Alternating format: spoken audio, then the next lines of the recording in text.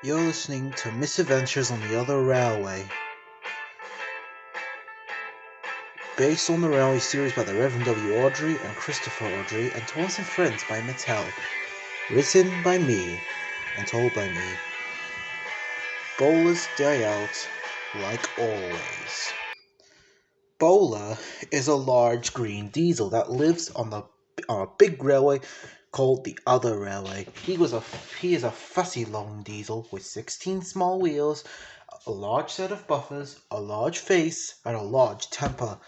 Well, his name was sort of. His real name was D4711, sometimes D261. And ever since he came to Sodor and got a bowler hat in his iron tank, everyone started calling him Bowler. Anyway, back to what I was saying.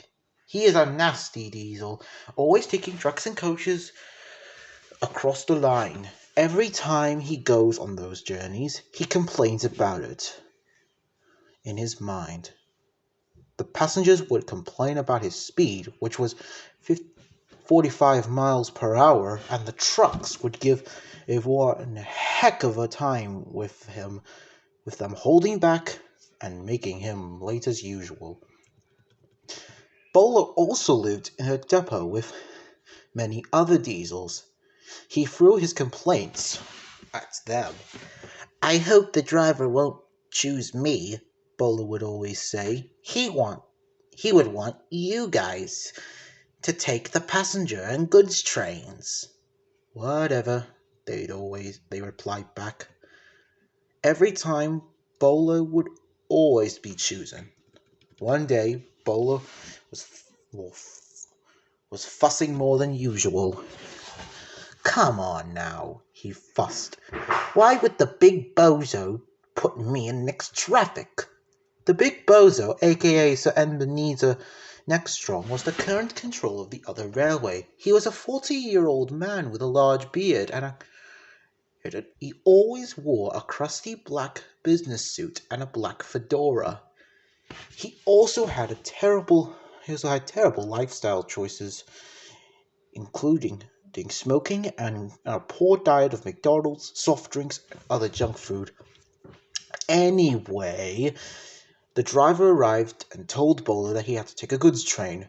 "I don't want to take another goods train," he complained. "Have Burko do it." "Burko is on the furnace branch." "Then have old Stuck-up do it." "He's taking the Cheetah Express." "Well, that is usual." "Who isn't doing any work for now?" "You." "Bother," exclaimed Bowler as he grumbled away to the yard. Soon Bowler arrived. Unfortunately for the grumpy diesel, the shunters were too busy, and therefore Bowler had to shunt the trucks. He grumbled as the trucks were bashed. "Ow, you jerk!" they shouted. "Shut it!" shouted Bowler. Soon Bowler got the train in a long row and waited for the guard, but he wasn't there. "Where is that man?" Bowler said. After 15 long minutes, the guard arrived with a burger. "Sorry," he said. "McDonald's was opening their new double bacon quarter pounders." "Oh, that figures," Bowler muttered under his breath. 5 minutes later, Bowler was soon out on the main line. The trip was super awful. These trucks were complaining as usual. "Slow down," said one. "Speed up," another one said.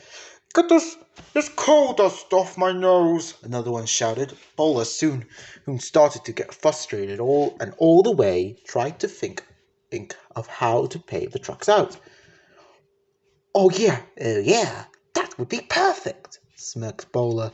At that moment, Bowler started to pick up speed. "Slow down," cried his driver. "Screw that," shouted Bowler. Up the line was a bridge being under repair. Since a fierce storm wrecked one of the bridge tracks. The workmen were busy until one saw Bowler. "Liggett!" he shouted. The workmen fled, and Jeremy, a former works diesel on Sodor, rolled backwards, and then Bowler went off, went on the wrecked rails and fell in the river. The trucks were everywhere, and the equipment and the tool equipments fell in the river. "How do you like that, you boxers?" shouted Bowler. Soon the breakdown train arrived to pick up Bowler, but the cranes tipped over, and Bowler fell back in the river along with the cranes. Hours later, after Bowler got out, the big bozo came to the sheds to scold Bowler. Bowler didn't mind, as he was hoping for a nice time in the depot, waiting for the workmen to repair him. And that is the end of the story. Join us next time for Spam Karen and Old Stuck Up.